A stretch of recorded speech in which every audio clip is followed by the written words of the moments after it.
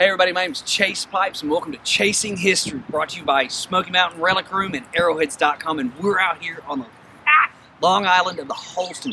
Now here's where this is. We're in Kingston in Upper East Tennessee, and this is without a doubt one of the most historic places. I mean, this right here, we're in one of the most historic places in Tennessee.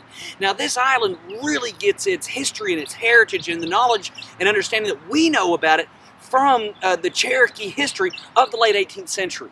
So now this island has been in native hands, literally going back. We have archaeological evidence going back to the early Archaic. That's 8,500 years ago. Now the size of this island, there is no way at all that we can show you the immensity of this island. I mean, we're talking several miles long, a mile or two wide in the center. It's ridiculously huge. But where this thing is known from and the history of this island is tied up in the late 18th century in the very settlement of East Tennessee.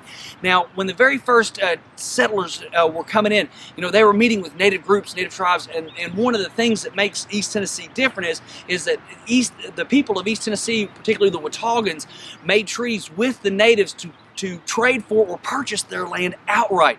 Well, one of the places that they met was here on Long Island. This is one of several places, but this was the most important. Because see, to the native peoples at the time, particularly the Cherokee Nation, in their lore, in their myths, in their legend, this place was a sacred island. This is where treaties were made. This is where wars were settled, was on this spot. And this island, it's like I said, miles and miles long. There were villages, there were settlements here.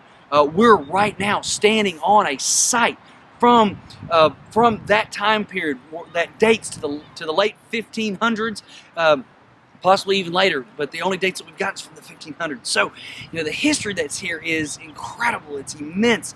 But one thing about this place is that this was some of the very last land that was ceded from the Cherokee Nation to white settlers. In 1806, this land was deeded out of Cherokee control, and they controlled this island because it was so sacred, it was so special. And it's only really been within the past 30 years that this section that we're on, this area right here, was given back to the Cherokee Nation.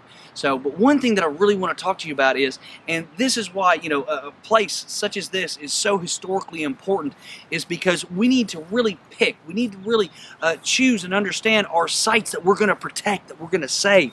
Because even though this island, in its immensity, is a beautiful, wonderful place with so much history, still development and progress happens. So the only part of this island that's left untouched or undisturbed is this last 5 or 6 acre portion. The rest of it makes up a chemical plant. Thank goodness, we've got ball courts and places, for people to come and to play sports and stuff like that.